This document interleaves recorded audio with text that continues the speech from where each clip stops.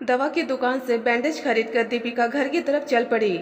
मौसम बहुत सुहावना था। किसी भी समय बारिश शुरू हो सकती थी। ठंडी हवा के झोंकों ने उसके तन मन को तरोताजा कर दिया। कोठी तक पहुंचने में उसे करीब 15 मिनट लगे। अंदर घुसते ही उसके साथ सुनीता ने उसे तेज आवाज देकर उसे अपने कमरे में बुला लिया। दीपिका, तुम कहाँ चली गई थी? सुनीता नाराज और परेशान नजर आई। मम्मी जी केमिस्ट से बैंडेज लाने गई थी। दीपिका डरी सहमी बोली। सेब काटते हुए चाकू से उंगली कट गई थी। देखो, सेब काट कर देने का काम ललिता का है। हमारी सेवा करने की वह पगार लेती है। उसका काम खुद करने की आदत तुम्हें छोड़नी चाहिए। जी, सास की कई बातों के समर्थन में दीपिका के मुंह से इतना ही निकला। बैंडेज लाने इतने दूर तुम पैदल क्यों गई? क्या ड्राइवर कमल सिंह ने कार से चलने की बात तुमसे नहीं कही थी? कही थी, पर दवा की दुकान है ही कितनी दूर। मैंने सोचा कार से जाने की अपेक्षा पैदल जाकर जल्दी लौट आऊंगी। दीपिका ने सफाई दी। इस घर की बहू हो तुम दीपिका। किसी काम से बाहर निकलो तो कार से जाओ। वैसे खुद काम करने की आदत अब छोड़ दो। जी, दीपिका और कुछ न बोल सकी। मैं समझती हूँ कि तुम्हें मेरी इन बातों में खास वजह नजर नहीं आता होगा, क्योंकि तुम्हारे मायके में कोई इस तरह से व्यवहार नहीं करता। लेकिन अब तुम मेरे कहे अनुसार चलना सीखो। हर काम हमारे ऊंचे स्तर के अनुसार करने की आदत डालो। और सुनो, निशा के साथ डॉक्टर गुप्ता के क्लिनिक पर जाकर अपनी उंगली दिखा लेना। मम्मी जी, जख्म ज्यादा गहरा, ठीक है मैं चली जाऊंगी। अपनी सास की पैनी नजरों से घबराकर दीपिका ने उनकी हाँ में हाँ मिलाने ठीक समझा। जाओ, नाश्ता कर लो और सारा काम ललिता से ही कराना। अपनी सास के कमरे से बाहर आकर दीपिका ललिता को सिर्फ चाय लाने का आदेश देकर अपने शयन कक्ष में चली आई। राजवीर की अनुपस्थिति उसे बड़ी शिद्दत से महसूस हो रही थी। वह सामने होता तो रोज झगड़कर अपने मन की बेचैनी जरूर कम कर लेती। इन्हीं विचारों की उधेड़बुन में वह अतीत की यादों में खो गई। राजवीर के साथ उसका प्रेम विवाह करीब 3 महीने पहले हुआ था। एक साधारण से घर में पली बड़ी दीपिका एक बेहद अमीर परिवार की बहू बनकर आ गई। राजवीर और दीपिका MBA की पढ़ाई के दौरान मिले थे। दोनों की दोस्ती कब प्रेम में बदल गई उन्हें पता भी न चला। पर कॉलेज के वे दिन बेहद रोमांटिक और मौज मस्ती से भरे थे। दीपिका को राजवीर की अमीरी का एहसास था, पर अमीर घर की बहू बनकर उसे इस तरह घुटन व अपमान का सामना करना पड़ेगा, इसकी उसने कल्पना भी नहीं की थी। दीपिका चाहकर भी ऐसे मौकों पर अपने मन की प्रतिक्रिया को नियंत्रण में न रख पाती। वह अजीब सी कुंठा का शिकार होती और बेवजह खुद की नजरों में अपने को गिरा समझती।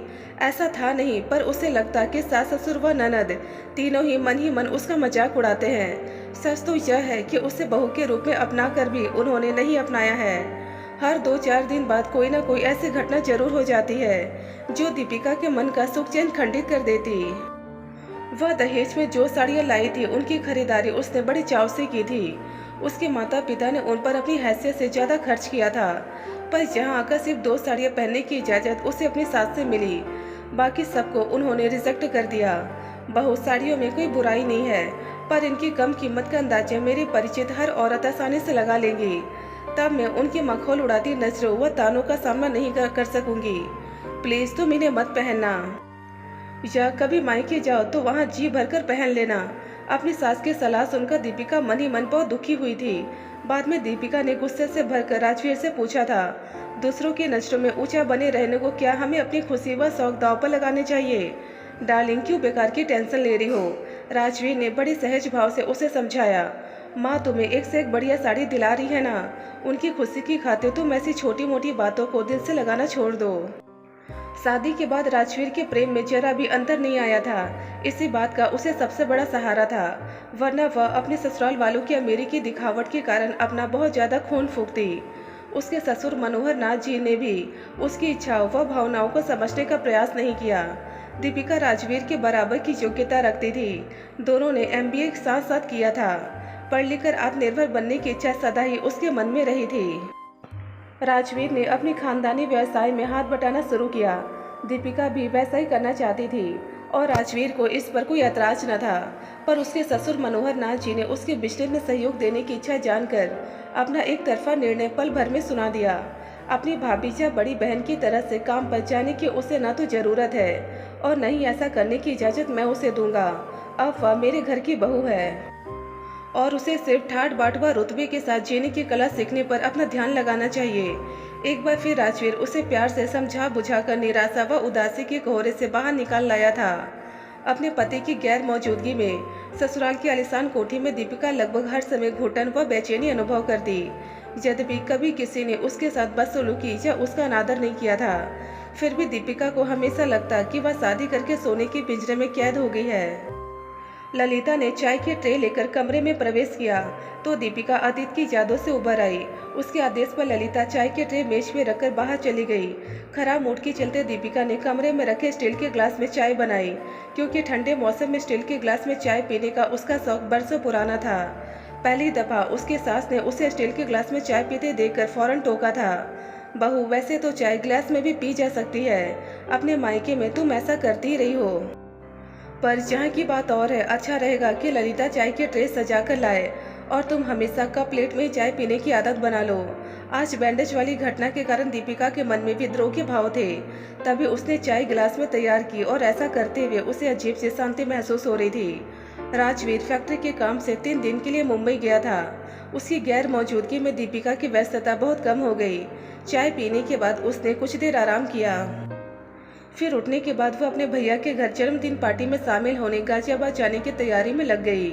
सुनीता को जब पता चला कि बहू गाजियाबाद जाने की तैयारी कर रही है, तो यह सोचकर वह भी पति मनोहर नाथ सहित बहू के साथ होली के रास्ते में अपनी बहन तनीषा से मिल लेगी। मम्मी पापा और भाभी को जाता देखकर निशा भी उनके साथ होली। सुनीता की बड़ी बहन तनीषा की कोठी एक ऐसे इलाके में थी जहाँ का विकास अभी अच्छी तरह से नहीं हुआ था। रास्ता काफी खराब था, सड़क पर प्रकाश की उचित व्यवस्था भी नहीं थी। ड्राइवर कमल सिंह को कार चलाने में काफी कठिनाई हो रही थी। सुनीता जब अपनी बहन के घर पहुंची तो पता चला कि उनका लगभग पूरा परिवार एक विवाह समारोह में भाग लेने मेरठ गया हुआ था। घर में तनीषा की छोटी बेटी आशा और नौकर मुकेश मौजूद थे। आशा ने जिद करके उन्हें चाय पीने को रोक लिया। उन्हें वहां पहुंचे अभी 10 मिनट भी नहीं बीते थे कि अचानक हवा बहुत तेजी से चलने लगी और बिजली चली गई। मैं मोमबत्तियां लाती हूँ, कहते हुए आशा रसोई की तरफ चली गई। लगता है बहुत जोर से बारिश आएगी। मनोहर नाथ जी की आवाज़ चिंता से भर उठी। मौसम का जायजा लेने के इरादे से मनोहर नाथ जी उठकर बरामदे की दिशा में चले। कमरे में घूप अंधेरा था, सो वह टटोलते टटोलते आगे बढ़े।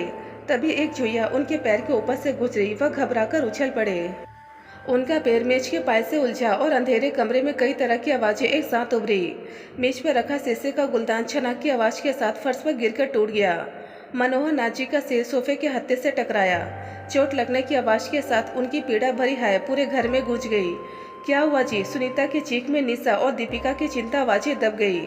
मनोहर नाथ जी के किसी सवाल का जवाब देने की स्थिति में नहीं रहे थे। उनकी खामोशी ने सुनीता को बुरी तरह से घबरा दिया। वह किसी पागल की तरह चिल्लाकर आशा से जल्दी मोमबत्ती लाने को शोर मचाने लगी।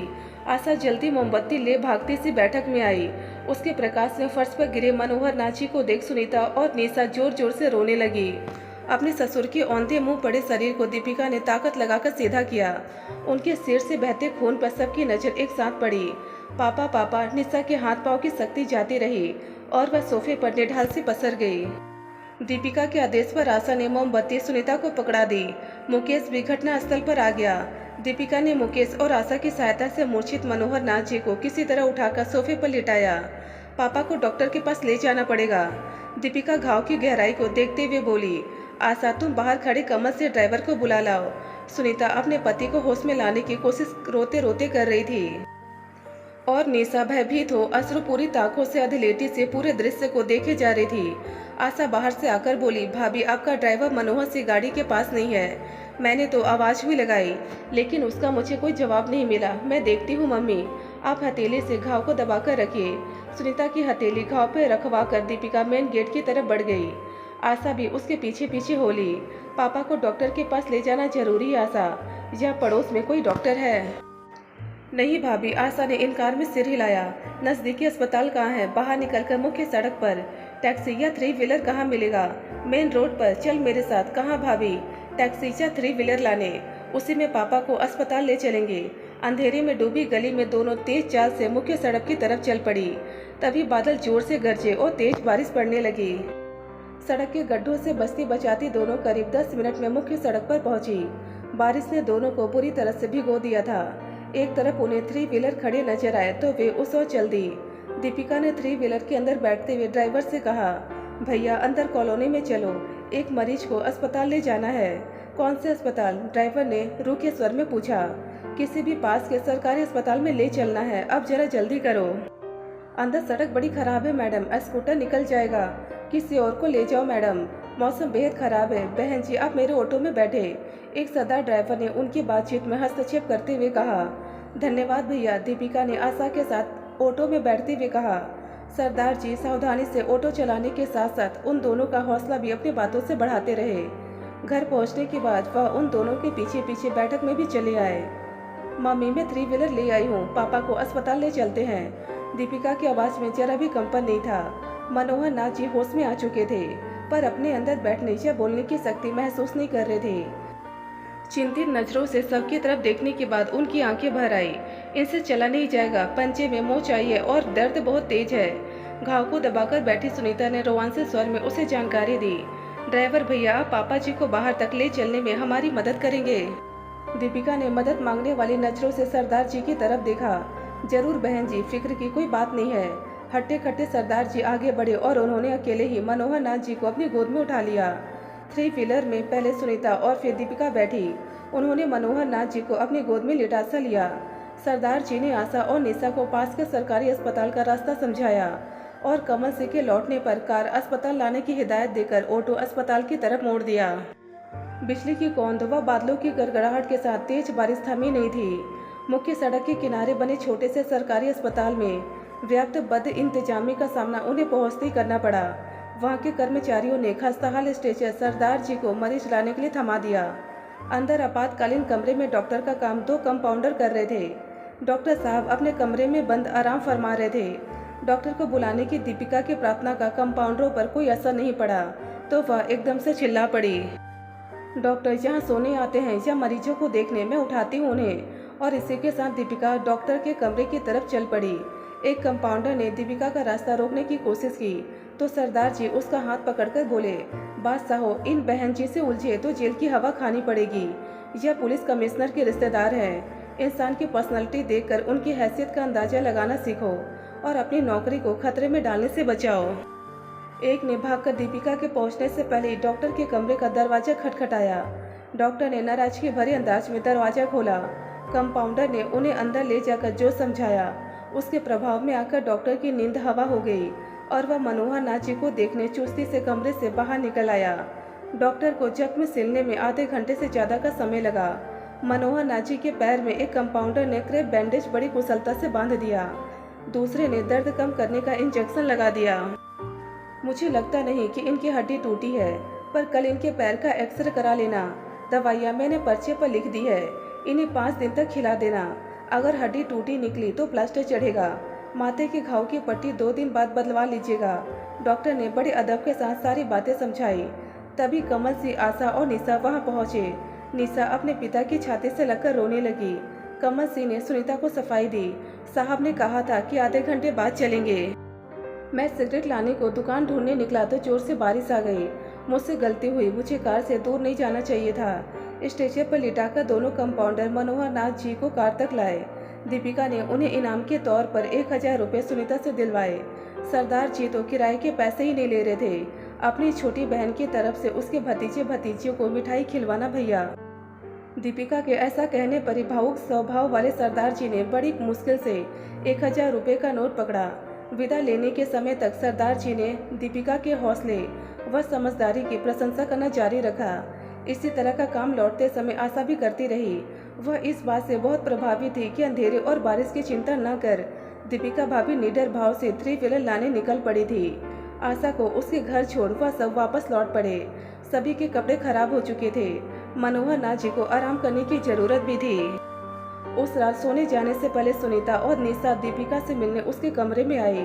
बहू, आज तुम्हारी हिम्मत और समझबूझ ने बड़ा साथ दिया। हमारे तो उनकी खराब हालत देखकर हाथ पैर ही फूल गए थे। तुम ना होती तो ना जाने क्या होता। दीपिका को छाती से लगाकर सुनीता ने एक तरह से उसे धन्यवाद दिया।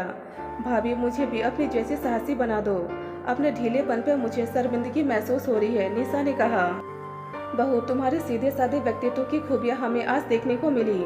मुसीबत के समय हम माँ बेटी की सतही चमक दमक फीकी पड़ गई। हम बेकार तुम में कमियां निकालते थे। जीवन की चुनौतियों व संघर्षों का सामना करने का आत्मविश्वास तुम्ही में ज़्यादा है। तुम्हारा इस घर की बहू बनना हम सबके लिए सौभाग्य की बात है। भावुक नजर आ रही सुनीता ने एक तरह से अपने अतीत के रूखे व्यवहार के लिए दीपिका से माफ़ी मांगी। दोस्तों, यदि आपको यह कहानी पसंद आई तो प्लीज़ हमें कमेंट बॉक्स में कमेंट कर अपने विचार जरूर बताएं। ढेरों पारिवारिक और शिक्षाप्रद कहानियाँ सुनने और पढ़ने के लिए हमारे चैनल दर्द भरी हिंदी कहानियाँ को जरूर सब्सक्राइब करें। धन्यवाद दोस्तों।